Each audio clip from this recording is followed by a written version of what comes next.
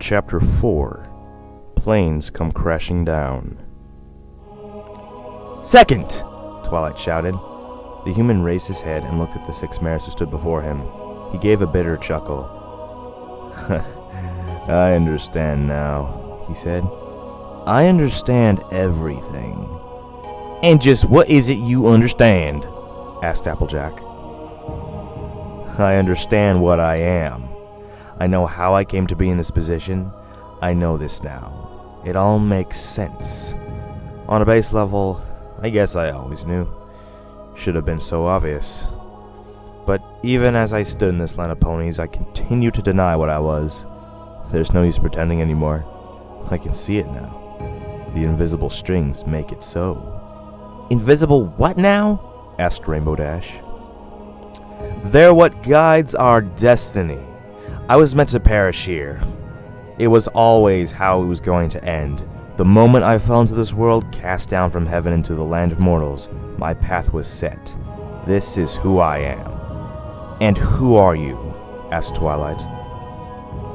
"I'm the bad guy. I'm the one you defeat. I'm the one who you raise your elements of harmony against and strike down with a righteous fury so that you can save the day. It's nothing less than what I expect. Parts of time are cut out. They only see my attacks. They don't hear my words. I'm here now because I'm the successor to everyone you defeated before. The status quo must be maintained." He folded his arms and closed his eyes. "End it."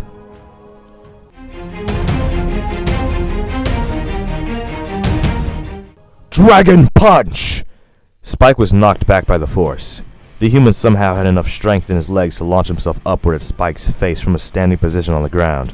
Everything about it contradicted what ponies knew of physics. It shouldn't have been possible, at least not without magic, but there it was. The dragon quickly recovered from the blow and brought a sweeping claw around to the human as he dropped again, grabbing him out of the air and slamming him into the side of the towers. Where he embedded into the wall, the human was stuck there for a second and began wriggling out, but he was forced so far into the brickwork that he was having trouble getting out. He cringed as Spike drew his head back and let loose a powerful breath of ice. Chill winter winds accompanied the cloud of frost that shot through the air and covered the side of the tower that Second had been smashed into. The side of the tower became almost completely white, and the point where the human had hit was completely covered in an icy sheet now, showing only the slightest hints of a bump underneath to indicate where the human's body was. The dragon paused and waited for a reaction, trying to discern whether he had won or not. A crack appeared in the ice. "Oh no," said Luna. The ponies on the ground in front of the palace watched with widening horror as the ice began to break. Spike shot another stream of ice at the tower wall to suppress it, but it seemed to be doing no good. The guards were panicking, desperate for orders, but not knowing what they should do, or if they could do anything if they tried. Captain Chainmail was just curious, waiting to see how this fight would go. A Pegasus shot at Spike out of nowhere and hit him in the chin. Luna recognized it as the guard that Slisk jumped into just before Spike showed up. He apparently needed wings right now, and abandoned his unicorn host, Dr. Heartbeat, who now laid on the ground nearby completely still. "Dudes!" Spike shouted. "Not cool!" Slisk dived upon the dragon again. It was quite a sight to see. The single Pegasus was like a fly compared to the Titan he was fighting. This obviously wouldn't last very long. Spike had once taken out the Wonderbolts by himself when he was a quarter of his size and without his intelligence too. Slisk didn't look like a particular menacing adversary for the demon's match. "Get away!" he said. "I'm trying to save Camelot here. This is important. Stop messing around." Luna chuckled slightly. Even after all these years, Spike was still the same little dragon he was before. The ice on the side of the tower exploded. Second was still stuck on the side of the wall, looking confused and disoriented. Spike noticed immediately and was about to shoot another burst of ice, but the human cut him off. "Us! Go-ga!" Slisk and Spike were both launched backwards by whatever it is the human did. Windows shattered and the guards suddenly screamed out and covered their ears. The human propelled himself backwards too, at such a force that he went right through the tower and came out the other side. Its structure compromised, the tallest tower began to crumble, and the bricks of the ancient castle fell and scattered across the roof, leaving the formerly tallest tower of Camelot half its original height. "Oh, why?" said Luna. "That was my room!" On the left side of the palace, Spike climbed back to his feet again. Nothing had hit him back that hard in a few hundred years, and that was a kraken as big as he was. Second, meanwhile, had crashed far off to the right of the castle, and had formed a giant crater in what used to be the hedge maze. Nice move, human. Spike called. But you should know, I'm made of sterner stuff than that. The dragon flew into the air again and landed on the other side of the palace. He stood above the crater, raised a foot, and smashed it down. Luna and the guards could not see what was going on from where they were standing, but it didn't take a genius to figure out he was probably stomping on second. The princess turned her attention back to the other side of the palace, where she saw the Pegasus Slisk recovering from his ordeal. He was quite a distance away, but that wasn't a problem for her. Confidently, the alicorn reached out at him and enveloped him in a dark blue glow, pulling the creature over to them. The guards all backed away as she brought him in, and content themselves with watching the battle between the human and the dragon, while Princess Luna talked with the obviously much less interesting evil snake alien, Parasite. "Slisk have 700 souls. It's been a long time," said Luna. "Likewise. What are you doing working with the human? How did you escape from your confinement in the archives?" "I escaped with his help." Slisk raised a bruised and battered hoof to indicate that he was talking about Captain Chainmail. "Me?" said the captain. "Yes. After you killed the guard dragon, you crashed into my vault, and I was able to take over your body while you were distracted." Luna stared for a moment. "What? You killed the dragon?" she shouted at Chainmail. Please, ma'am, let me explain. Luna turned her full attention to the captain. "Okay, then explain," she shouted. "What did you kill the dragon for? It was supposed to stop thieves, or are you with the Brotherhood?" What? No, the captain protested. "Look, my squad was attacked. We had 2 intruders enter from the upper levels, and they fought their way down through us. I didn't know what they were trying to do, but they killed at least 9 of us anyway. Some fool thought it would be a good idea to release the guard dragon, but everything went wrong." Slisk, who until now had been listening to the conversation with interest, was surprised when he realized that the magical field Luna had conjured around him was gone. He stood still for a second in case Luna noticed. "Went wrong? How so, Captain?" "The dragon turned on us." Luna's eyes widened. "No," she said. "You don't mean it started killing your squad?" "That's exactly what I mean. I lost 12 good ponies to that thing not minutes after it was released. Either way, the thieves escaped somehow, and eventually I was left alone in its chamber on the bottom floor, with the dragon blocking the only exit." Slisk stood there awkwardly. Had they forgotten he was here in the background? He took a look over to see that Spike was now on his knees and punching the ground. Interesting. "So you killed the dragon out of self-defense?" "More out of necessity," Chainmail explained. "Given a choice between death by dragon fire and getting a scolding for killing Celestia's pet, I was more willing to take my chances with the latter, so I took the other stairway up to the control panel on the top floor, activated all the bridges at full speed, and turned the archives into a giant blender. It probably wouldn't have killed the dragon, just knocked him about a bit, but he was something of an idiot and tried to destroy the pillar that the bridges were attached to. They fell down and crushed him." "And you were somehow launched into Slisk's vault when it fell?" "Exactly." "Well, that explains how you got free. But Slisk—" The princess and the captain turned to where Slisk was moments before, and discovered that he was missing. "What the—" said Luna. "Where did he go?" Your Majesty?" "What?" "Look over there." Spike had began convulsing. A Pegasus fell to the ground in front of him, unconscious. His head hurt, but the dragon was able to react quickly enough to catch him. Even if he was probably dying, he couldn't let another innocent pony get hurt on his watch. The dragon put down the Pegasus and grabbed at his throat. Something was in it. It was crawling down into him. Spike felt his teeth grow at an incredible rate. He could hear an evil presence in his mind. "You're a strong one, Spike the Eternal, but I'll break you too." Slisk! Spike thundered. You're not taking me over. I won't let you. What can you do to stop me, dragon? I don't have to do anything. You're not strong enough to take me over. Care to put that to the test? Just try it. Slisk changed into his gaseous form and went straight for Spike's brain. Yeah! The dragon clutched his head in pain and began to stumble around the clearing. Inside his head, a war was being waged for control. You cannot stop me. I am Slisk the Scourge. I have destroyed hundreds to get where I am now. You will fall like all the others who came before you, and you'll be my most powerful host to date. The stronger the host, the more they fight back. Slisk was getting frustrated. Give in. He mentally screamed at Spike. Never! Surrender, dragon. Never! The gates ahead were unguarded. Soft-spoken and Gold Coin arrived to find the city in turmoil. Ponies rampaged through the streets, stampeding crowds tore up the streets ahead of them, leaving overturned carts and trampled civilians all around. Up at the palace, the dragon could still be seen, apparently suffering a traumatic headache. "So what now?" asked Gold Coin. "You got a plan?" "I sure do, Sonny," Soft-spoken answered. "I'm going up to the palace and handing this monstrous weapon of yours back to the princess. Then I'm going to find a place for me and Mystic to stay and wait until this whole human thing blows over." "Or," said Gold Coin, "you could not give the tyrant the only possible hope that Bonacan has for defeating her, stand aside and let Lord Second do his job." The butler raised an eyebrow.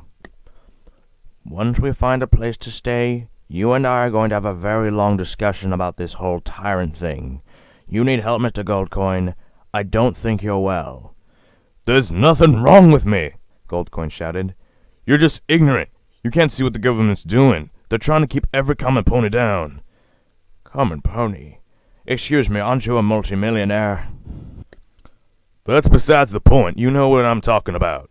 Explain this to me, then. 2,000 years ago, Luna tried to bring about a serious end-of-the-world as we know it crisis. A millennium later, she tries to do it again.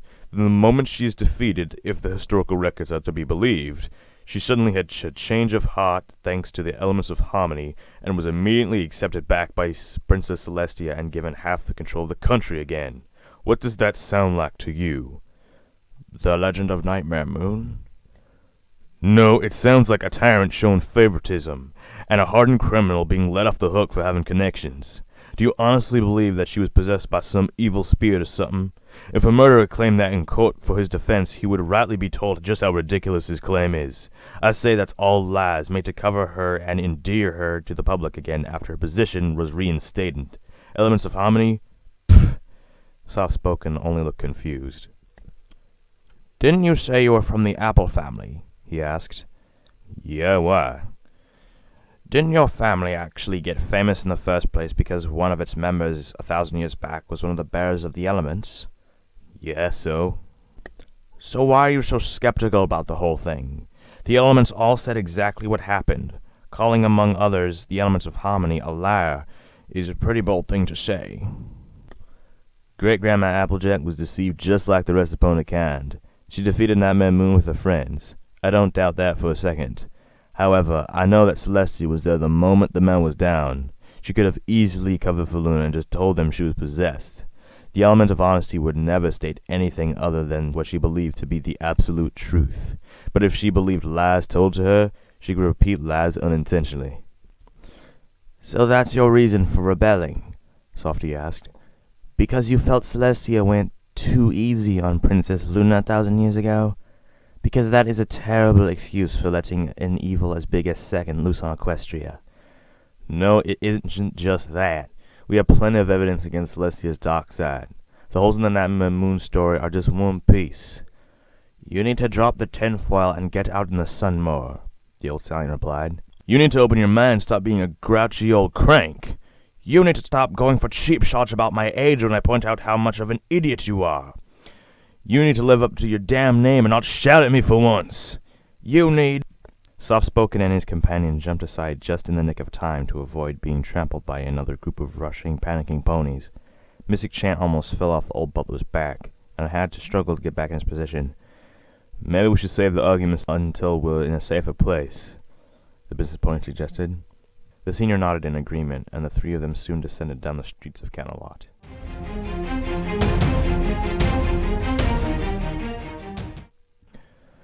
At the bottom of the crater, Second's eyes fluttered open, and he looked up at the sight of the circle of guards glaring angrily at him, while Spike was still mentally battling Slisk in the background. A glance down at his body revealed that he was drenched in blood, and his clothes were stained red. That was never a good sign. He tried to say something, but just coughed up more blood on himself. I guess it makes sense that Spike's one at least. But that guard, how could he be? What does it mean?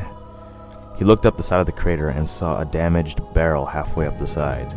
If he could get to it, he'd be safe. Ha! One of the guards sneered. So the mighty human isn't so powerful after all. Hell, if the captain can hit you, so can we. The guard brought a hoof down at Second. Without even trying, the human flopped like a fish, and the hoof just missed him. It was absolute agony. He wasn't even trying to avoid the blows. The way his body reacted with the world of Equestria just meant that he naturally swerved to avoid attacks. It wasn't intentional, he was just like that. And right now, considering his injuries, he really wished he wasn't. What the? The guard grabbed a sword in his teeth and tried to stab him. Again, he flopped out of the way, this time one landing on what was probably a broken rib. I deserve that for trying to win the fight with a Skyrim reference, he thought to himself. If only he could reach that barrel. Here, let me try. The previous guard stepped aside to make way for a much bulkier one. This one had spiked horseshoes for some reason and was clutching a mace in his teeth. He grinned evilly at his victim and lashed out at him, trying to trample him, hit him with the mace, and everything else he could muster. Still no luck. Second was getting absolutely filthy from the dirt, and thanks to his wounds, he was probably infected with something now. But not one of the blows struck him. Damn, he's like a carnival attraction, one of the guards commented. The pony who can't be hit. Hey guys, let's make a game out of it. Every pony put in 10 bits. Whoever can hit him gets the pot. The guards all murmured in agreement and reached for their wallets. Second could only whimper.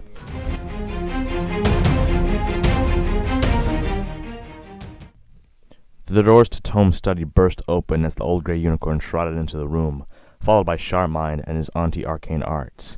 Around the room, the other members of the Brotherhood who had stuck around after the incident with Mr. Chat and Softy stood or sat in various places. He glared at them. I seem to recall that I said my study was off limits, he said. What is everybody doing here? Sorry, Tommy. You threw us out of the sitting room, Frosty explained. And we had to go somewhere. It's just that this is the only room with enough chairs for every pony aside from the dining room, which is too cold. Tome frowned at her. Too cold? Coming from a pony called Frosty Morning? Is she mocking me? Well, in any case, I've had enough moping around here. I'll be honest with you all, I messed up. This is my fault. Goldcoin helped release my son Mystic, and I think Softy escaped on his own. They defeated me because I was an idiot, and I forgot that Soft-Spoken had weird mind control powers. Some of the group members tried to speak about this sudden realization, but the gray unicorn raised a hoof to silence them before they could say anything. Now that the three of them are gone, they're probably taking the Reaper's Horn with them. That's a problem. But it doesn't change the fact that we still have goals. Lord Second's enemies will always be the princesses, and so we should probably make our way to Canterlot. I suggest we all go to the city and keep an eye out for him. Well, when are we leaving, sir? Asked Chameleon. Immediately, Tom replied. Everybody prepare yourselves to meet me at the station at Rainbow's Rest. We'll catch the first portal from there to Canterlot to save ourselves the walk up the mountain.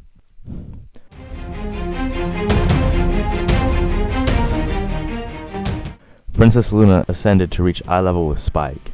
The dragon was grabbing his own head with his claws that were digging into it. He hadn't drawn blood, but it must have hurt. The princess recalled a spell, a very old spell, devised millennia ago to combat Slisk's influence over the minds of ponies. In regular ponies, it exorcised him. In Spike, it would only hope to bury him temporarily. Nevertheless, it would have to do. Hold on, Spike. I can help you, she called. Make it stop, Luna, the dragon moaned. I can't hold him back. Just hold still. The dark alicorn landed on Spike's nose and steadied herself. It wasn't ideal, but it helped for her to be grounded when performing the spell. It was a complicated one, and it took the greatest wizards of several ages to devise it. It normally took a team of unicorns to perform it, at least 2, but Luna was a goddess. Her horn was surrounded by a dark blue light which built up and fed into a magical field around Spike's entire body. The dragon stopped struggling and became calm. He opened his eyes again and withdrew his claws as he felt the spell taking effect. It wasn't over yet, though. The princess continued to maintain the spell. As Spike's eyes opened, she closed her own and felt his mind. Slisk was in there, and he was running. Luna's own consciousness entered the mental landscape along with Slisk, and she followed after Slisk. She pushed against him, trying to force him out of her dragon friend's mind, but she knew it was futile. The bare bones of the spell was getting her into the dragon's mind, but the energy behind it was all put into her, strengthening her own mind to give her the power to force Slisk out of his host's mind. Unfortunately, this was Spike. Dragons were so ancient and so powerful that their minds were far more developed than ponies, even if it didn't show in their behavior. Slisk had plenty of retreats in there. Luna had to give a mental presence everywhere in Spike's brain at once, and she had to exert enough force over all of it to force Slisk out of the way. Unfortunately, even she could not do that. For now, all she could do was harm Slisk and send him into slumber somewhere in the recesses of the dragon's mind. She did just that. The Luna Princess poured every ounce of strength into her attack. Slisk felt a crushing mental pressure the likes of which he hadn't experienced since the old days. For a moment he feared he may be forced out after all, but eventually the assault let up. The princess was trying not to stress herself out too much too early in the fight. Being a creature born to take over minds of others, Slisk was endowed with great mental fortitude. He pushed back against her. Luna responded with an attack of her own. She had magic on her side, and a presence in the physical world to back her up. The worst Slisk could do was force the spell to fail and send her back into her own body, but she could do the same to him, and he had no body to return to. If he was forced out of Spike, he would just be atoms in the air if he left to the host. And then he'd be even more vulnerable. No! He cried. It won't end like this. Eventually, Luna overcame him. The struggle ended and Slisk was almost crushed under the much stronger will of the ancient alicorn. He hadn't been kicked out, as expected. He was merely dormant, but he was beaten for now, and he'd stay beaten for a while. Feeling weak, Luna retreated. She fell back into her own body in the physical world and cut the spell. In an instant, she was pulled back from the surreal darkness that was Spike's mind and opened her eyes. Spike smiled at her. Thank you, Luna.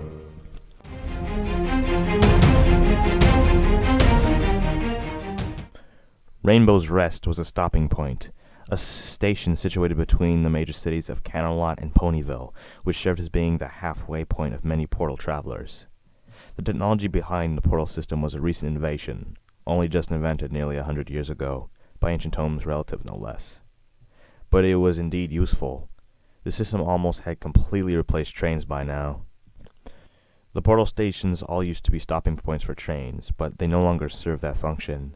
Now, instead of a series of 5 or 6 generators would produce portals to predetermined destinations at certain times, and passengers and cargo would just walk through or be carried through them and arrive instantly at the destination. Due to energy requirements, portals could only be open for a few minutes at a time, and most of them could only go short distances, but it was instant transportation, which was hard to criticize. Thanks to being short range, though, ponies often had to walk through multiple portals to reach a faraway location. Portals between Camelot and Cloudsdale, for instance, required to go to one settlement to another.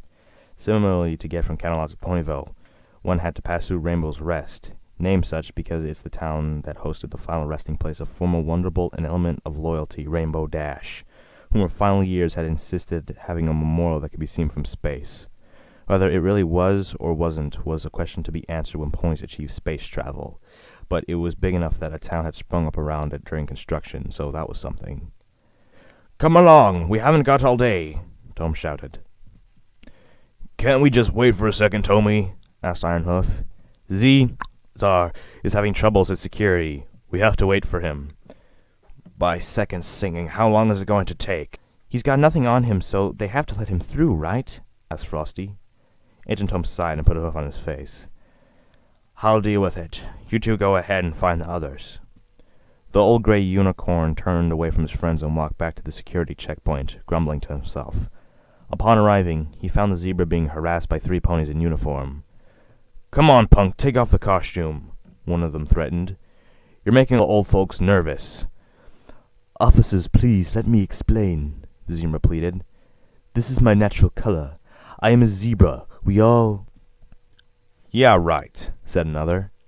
You ain't fooling anyone with that getup, kid. Take it off before I arrest you for disturbing the peace. Kid, Czar replied indignantly. I'm 43 years old. How dare you? Now let me go, you ruffians. I have done nothing wrong. Why, you... What's going on here? Asked Tome.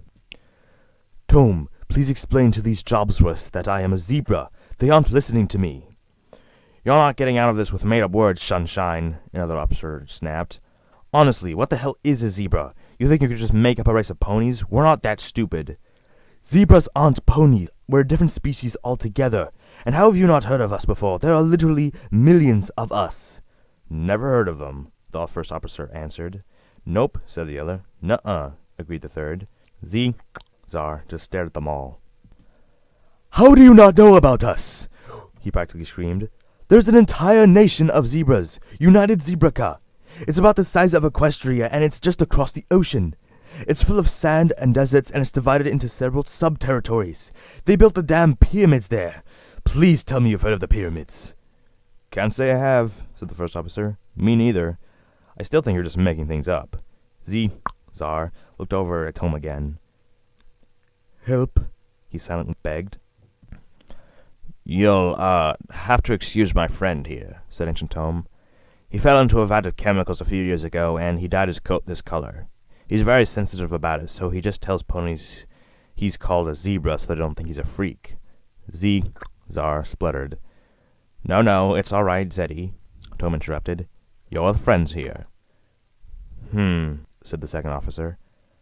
I guess that makes sense. Yep, agreed the third one. He does sort of smell like industrial solvents. Czar looked offended. I don't know, said the last officer. I think it's pretty suspicious he fell into a vat of chemicals and just happened to come out looking like that. The first officer rolled his eyes and put a hoof around the dissenter's neck. Jimmy, he said, tell me, what's more likely, that this poor pony fell into a vat of some random industrial chemicals and came out with black and white stripes? Or that he's from some made-up country full of black and white striped ponies that we've somehow never heard of? Jimmy considered this for a while. I guess I can see that, he eventually answered. All right, you're free to go. Before Czar could say anything more, Ancient Tome put a hoof around his neck too and dragged him away to the security checkpoint. You're lucky I didn't leave you behind, Tome scolded. You've been holding us up for 7 minutes. It's not my fault the police here are as dumb as bricks, Czar snapped. I shouldn't have to paint myself a single color just to go in public. I thought zebras were common knowledge now. There are zebra politicians, zebra sports stars, zebra actors, writers, scientists, doctors, and teachers. How sheltered must one be to never heard of us, or Zebraca for that matter? It's only an entire continent that they've somehow never heard of. I know. Please, just forget about it and follow me. We're going to miss our portal. Czar sighed loudly. One of these days.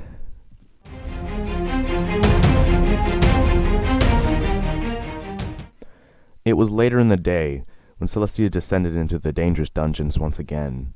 Since the attack on the palace at lunchtime, she had spent the day talking with every pony involved, trying to get a picture of what happened. Spike was resting in what used to be the ballroom, but it had been cleared out to give him some place to sleep off after the effects of Slick's mind control. Dr. Heartbeat and Private Sky Sword, his two most recent hosts, had both awoken and been questioned about the incidents too, which, unfortunately, revealed nothing as they lost both their memories of the previous few days. Luna had also been quite drained by the incident. Trying the spell like she did took a lot out of her, and she had needed some time to recuperate as well before she began to tell Celestia exactly what happened. Chainmail also was questioned about the incident. The princess was quite surprised to hear that he managed to actually strike the human. She had only known 4 individuals who had ever struck second, those being Applejack, Rainbow Dash, Spike, and Pinkie Pie. Even when the human was laying helpless on the ground earlier today, an entire company of trained soldiers had apparently been unable to hit him, even with money on the line. I wonder what it is about certain ponies, she thought to herself. Is there some kind of innate ability some ponies, or some dragons, I guess, possess that allows them to hurt humans? It was certainly odd. She had originally thought it because of the elements of harmony that Twilight and her friends could hurt second and first. Of course, Spike and the captain hitting him disproved that. This would need further research. And here was where research was being done. In the dungeons, the princess passed by a cell containing a red machine that Second had used to ram the front of the gates in the palace grounds. It looked damaged now, but it could still be dangerous. They had no idea what it even was, other than the fact that it probably was not organic. And they wanted to keep it well away from any other ponies until they could study it a bit. Eventually, the princess came to a door leading to another corridor. This was a newer part of the dungeons. The machine was stored in the older parts right now, but all prisoners were kept in the much cleaner and smarter-looking new dungeons. Walking up to the side door, the princess noted the cell was connected and wandered in. It was just like the observation room she and Luna had been in when they were questioning Exploding McGee. It was completely featureless except for a single window in the room beyond. Normally, the room beyond would be called the interview room because it was where prisoners would be questioned rather than kept. But for this prisoner, they didn't trust him to not find a way out by swimming down the toilet or something. So the interview room had been converted into a cell instead. Beyond that window, there was an entirely empty room. Aside from the prisoner, 1 table, 1 chair, and the window, there was nothing in that room, not even a door. The door had been magically removed, and the walls and the window itself reinforced 1,000 times over, so no living thing could escape from it. If Celestia put the sun in that room, the walls would hold. Air was periodically teleported into the room so that the prisoner wouldn't suffocate, but aside from that, nothing got in or out. The prisoner was utterly, completely, inescapably trapped.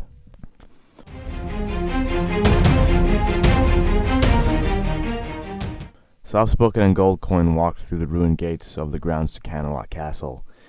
They were currently unguarded, so the two proceeded straight through. If they came across any guards, they'd explain what happened. Mystic Chant was back to walking again now, and followed after the 2 old stallions silently. The entire journey had been one big adventure for him, and he was looking around at all the sights of the palace. He had been here now a week ago in class, looking at Lord Second in the statue garden. A lot had changed in a very short time. Now, we'll just go in and drop off the Reaper's horn and be on our way, said Soft-spoken. No need to get ourselves involved. You're not going to hand me over to Celestia, are you? Asked Gold Coin. I don't think I need to, honestly. I've been announcing my intention to hand over the Reaper's horn to the princess since this journey began, and you haven't even tried to stop me. Well, you're holding it, Gold Coin pointed out. If I tried, you might use the Reaper's horn on me. You know I wouldn't, the brown earth pony stallion replied. Come on, Mr. Gold Coin. What's the real reason you haven't tried to stop me? I guess I just don't want to. But you still want to overthrow the princess? Of course. And yet you don't want to stop me, even though me giving this to the princess would foil all the plans you, the Brotherhood, and Second have ever made against her? I have more faith in our plans than that. Second could kill the princess even if he doesn't have the Reaper's horn. He'll find a way. I just don't think it's right to harm you or Mystic to ensure those plans run smoothly. That's why I abandoned the Brotherhood. I don't agree with Toma's methods. Ha, that's a good one. You still let the human loose, I remind you. All for the greater good. He'll only harm those 2 nags on the throne. No pony will die needlessly. You'll see. I don't share your confidence. That's because you lack faith. We in the Brotherhood know the true nature of the human. We know it was right to release him, and we know why. Trust me, everything will be fine.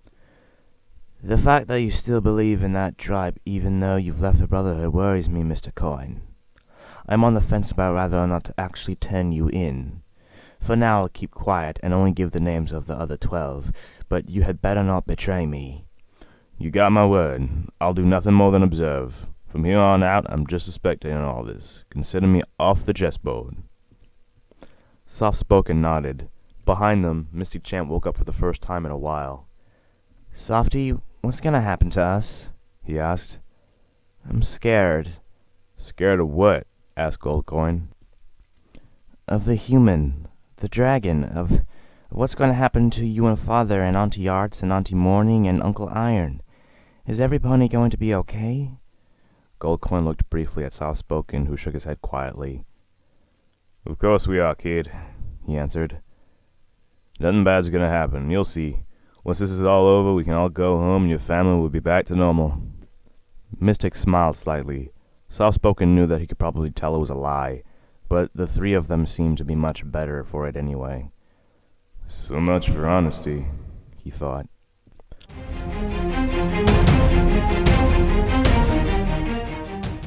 The sky was red as the sun set in the distance. In an alley off the side of the larger streets, the remaining members of the Brotherhood of Man all met. They had gathered in a circle to conduct the meetings, something they had done so often it was almost a habit, and Ancient Tome was explaining the whole plan to them. Now, I suggest that we divide and conquer for this next stage. Lord Second is being held somewhere in that palace, and we need to rescue him.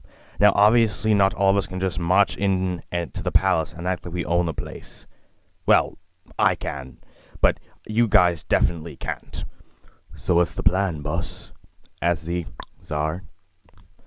Right, Iron, you're a royal guard, so you'll be able to walk in anyway.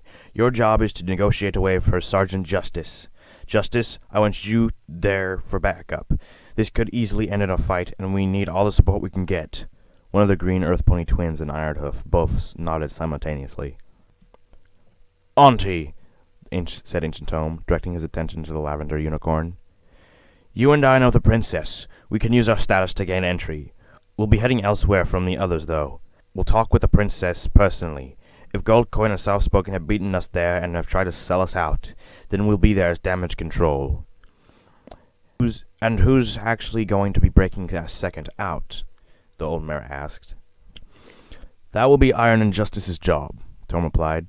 Remember, though, that there is an element of infiltration to this. Assuming that this escape plan will work perfectly is ludicrous, given our track record. So if we fail to free Second, at least some of us will still be around, under cover in the palace and ready to enact our plan B. What about the rest of us, Tommy? Asked Frosty. You'll stay here in the city as our support crew, Tome answered. We can't sneak the entire Brotherhood into the palace except you, Chameleon.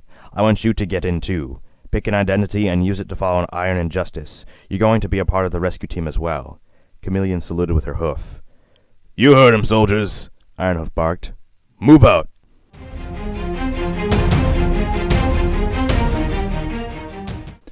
The Solar Princess looked intently through the glass. On the other side, Lord Second sat back in his chair, a ghost of a smile on his face. His clothes were still bloodied, but he was wearing less of them now, just a thin t-shirt and trousers. They had him thoroughly shirched when he was brought in. If he was carrying anything on him before, he wasn't now. Unlike with Explodey's cell, this time the window did appear to be one way, as Second was not looking in a direction, instead merely staring at the table. The princess knew he couldn't actually hurt her without the Reaper's horn, which he didn't have, but he was still capable of knocking her around if he got angry. As insurance, the princess decided to instead just project her image into the room. It would look and sound like she was there, but she had no physical presence. Celestia's avatar popped into the room just on the other side of the table from Second. Hello, Second, she said. It's been 1,000 years since I've seen you last. Second's weak smile spread into an outright grin as he saw the princess. Celestia, he answered. I haven't seen you in 1,000 years either. Naturally. Though being trapped in stone all that time, it must have felt like just yesterday to you. Oh no, quite the contrary. I was conscious the entire time. The statement gave the princess a pause for thought. He wasn't supposed to be conscious the entire time. That sounded like quite the horrific experience, but the human kept up his cheerful demeanor nonetheless. She'd have to contemplate his fate later. For now, she needed to continue talking. How unfortunate, she replied. You have my sympathies for that, but I'm afraid we have things to discuss. Get everything out of me you can, Princess, said Second. I'll be out of here soon. No, you won't. I know you better than you think, Second. You can cancel out magic directed at you, but you have no effect on spells, on objects, or on the environment. The enchantments on this cell are strong enough to even hold you. The human rolled his eyes in his chair. Whatever you say, Princess. I can get out of here any time I want. Just waiting for my injuries to heal. Yes, I heard about that. Weren't you bleeding to death just a few hours ago? I was, but I have insane healing factor, so it's all good. Of course you do. How could I forget? What I want to know is why is Captain Chainmail and Spike able to hit you and not even I can? What makes them special? Why can they do it? Second sighed. Princess, when I told you all those years ago I couldn't tell you anything, I really meant it. The secrets of humanity mean a lot to Equestria. I could tell you the truth about your world. I could tell you about my people, about myself, what I am, what ponies are, and what Chainmail and Spike are. But it would drive you mad. It'd make you cry or make you scream. Or it might just shock you into silence. I don't know. If what I tell you ever leaves your lips, though, that's Equestria over and done with. Then tell me what you can! Celestia begged. I don't need to know everything, just enough. Let me understand this. The human drummed his fingers on the table as he thought it over. I suppose I could give you a few hints, he said.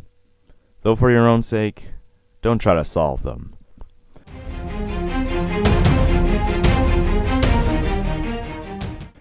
Getting past the guards had been a pain. They had a lot of questions. While the grounds were not very well protected, security was tight around the palace itself. But that was reasonable given the recent events. It had taken a lot of pressing, but eventually Soft-Spoken had convinced the guards to let them see Princess Luna. The night was just beginning now, so they would be first in line to see her for the night court.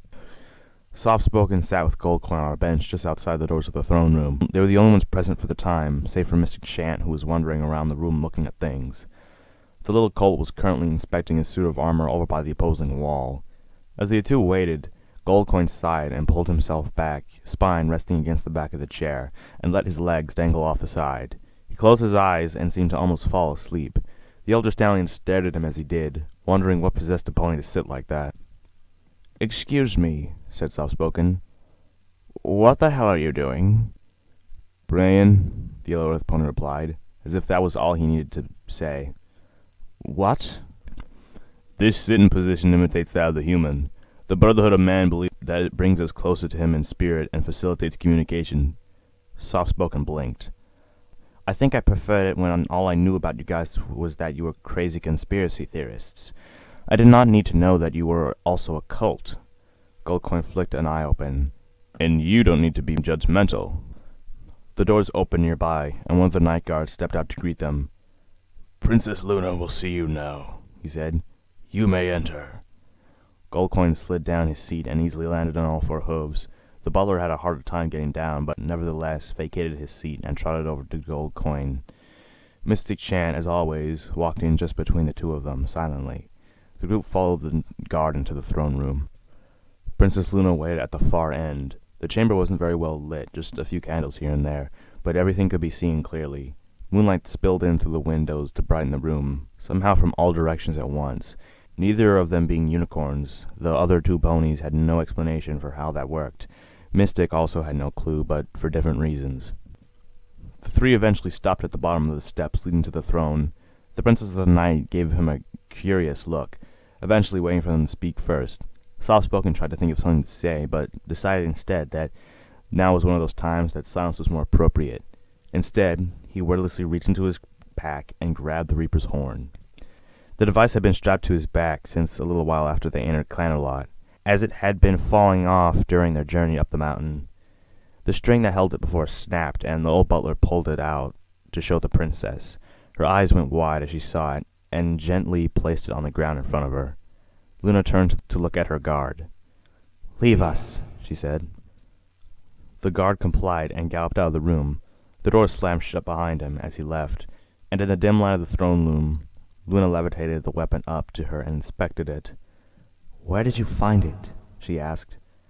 I took it from its previous owner after he tried to kill my friend here with it, the butler answered. Luna turned the weapon and looked at its other side. I see. Who was the pony you took it from? Sir Ancient Tome, ma'am. I'm the butler in his household. He is the leader of the Brotherhood of Man. The little unicorn with me is his son named Mystic Chant, and the other pony here is Goldcoin, a friend of his. They both rebelled when they discovered the truth, and they escaped together with the Reaper's Horn. Yes, I know Sir Coin already, Luna replied. He's been a recurring face at my sister's charity fundraisers. Quite a frequent contributor. Soft-spoken gave a weary smile at the young stallion. You never told me you knew the princesses, Goldie. Must have slipped my mind. I have to say, though, I'm surprised to hear that Ancient Tome is in on this, Luna continued. I've never really thought him of it. He's from the House of Sparkle, if I remember correctly. They were always such great supporters of ours. She paused to look at Goldcoin. And you're from the Apple family, aren't you? Yes, ma'am, he answered. Current head of finance for Apple Corporation, and next in line for CEO. Curious, Luna commented. 2 out of 6. Would either of you happen to know the names of any other members of the Brotherhood? Goldcoin was about to make some excuse on why he didn't know, but Soft-spoken stepped forward to give the names instead. Lady Arcane Arts, Private Ironhoof of Celestia's Day God, a Pegasus called Frosty Morning, a former racing celebrity called Sunrise, and a yellow unicorn mare called Chameleon. Those are just the ones whose names I know. There were 12 of them in total. Oh, wait! The 3 older ponies all turned their attention to Mystic Chant, who was now bouncing up and down excitedly. Ooh, I know some others, he cried. What, a little one? Tell us the names, said Luna. Mystic stopped for a moment to recall them. There was a zebra, he said. His name was Zar. Luna raised an eyebrow. I'm sorry, little one. Could you repeat that? Zar. Zar, the princess repeated, trying out the word. Is it meant to have a clicking noise in the middle? Yep, he said it's zebrakin. Luna looked at Soft-spoken again, who just shrugged. Any pony else? Yeah, one of them is my old school teacher. He's a unicorn and he's called Sharpmind.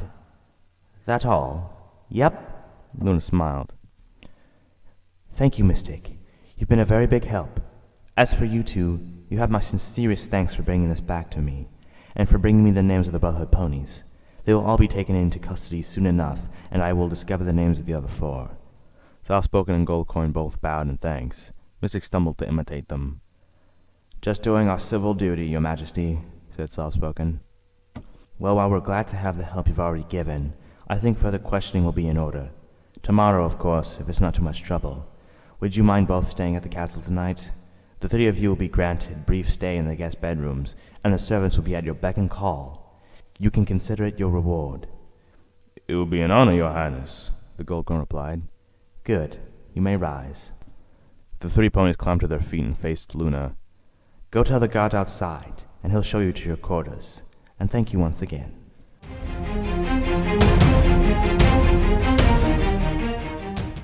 You aren't first. You aren't the only humans, are you? No. So there are more humans. How many? Billions. There's a planet full of us.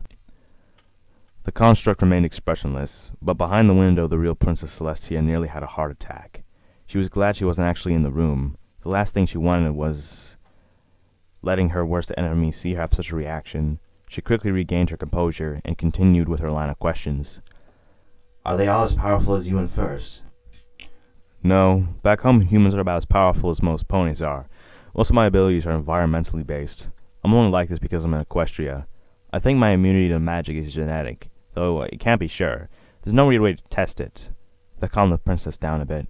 The news that second was just a special case brought some comfort. Why does being in Equestria give you such powers? Confidential. A forbidden question? Okay, try something else. Where's your planet? Confidential. How did you come here? Confidential. The princess sighed. Okay. Luna and the captain said that when you were outside, you claimed that you were responsible for creating ponies and, among other things, doorknobs, guitars, and teacups. Can you elaborate a bit? Second bit his lips and thought for a moment. Confidential, he said eventually. I shouldn't have even told you that much. I just have a big mouth. Celestia let out an exasperated sigh. You have allies this time, she said. Slisk, the Brotherhood of Man, and that exploding McGee. What are they to you? How do you know them, and what have you got planned for them?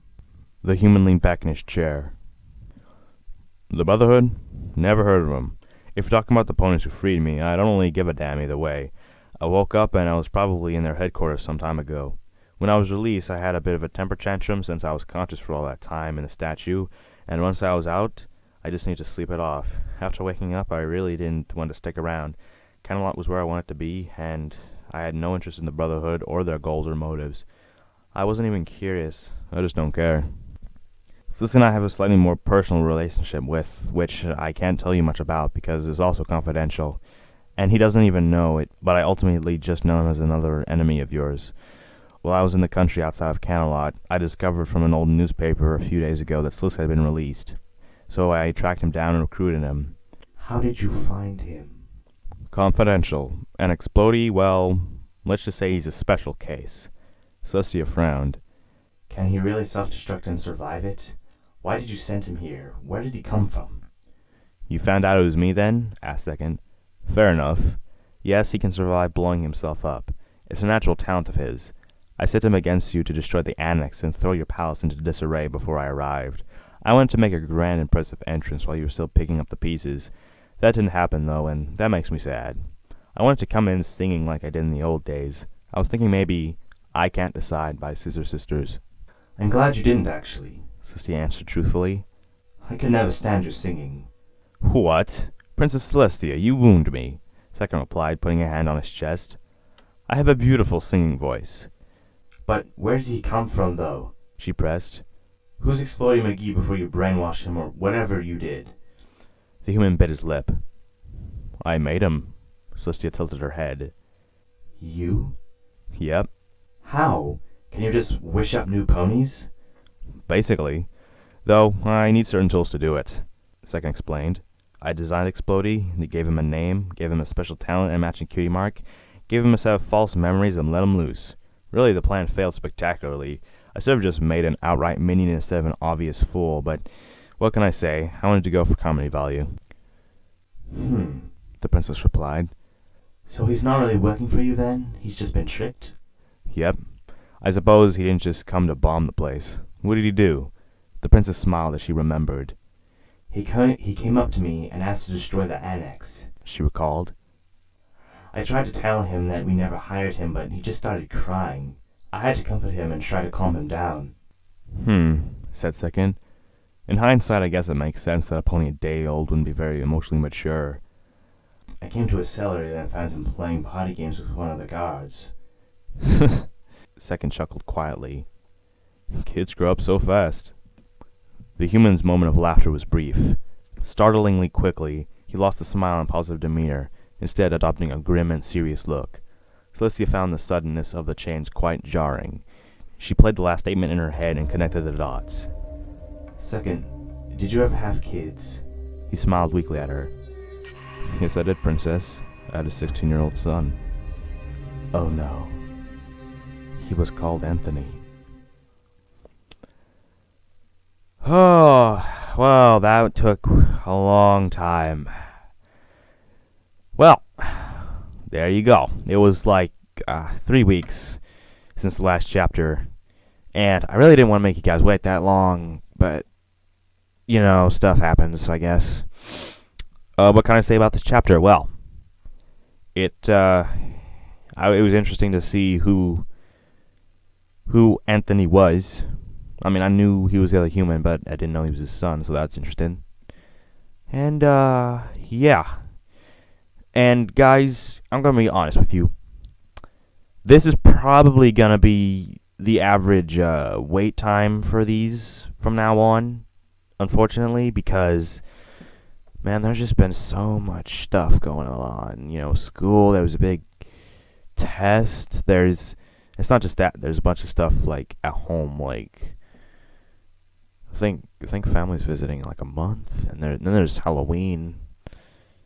But yeah, it's gonna be like 1 or 2 weeks apart. But don't worry, those weeks that I don't upload chapters of Human, I'll upload miscellaneous stuff like one shots, like Reformed Without Consent. And finally, this is just a little side note for Adventure Time fanfictions. I will be reading the next one next week, but the Adventure Time fanfictions are gonna be in less quantity than the My Little Pony, because if you look on fanfiction.net and look up Adventure Time fanfictions, so many of them are romances. Jesus Christ. It's not even... I mean, I know that romance in Adventure Time gives it depth and enriches the story. But seriously, guys, it's Adventure Time, not romance time. Make different fics. And the ones that aren't romance are kind of dark and kind of feel weird, so it's hard to find good ones. Well, that's all. Immunity Gravity out. See you guys next week.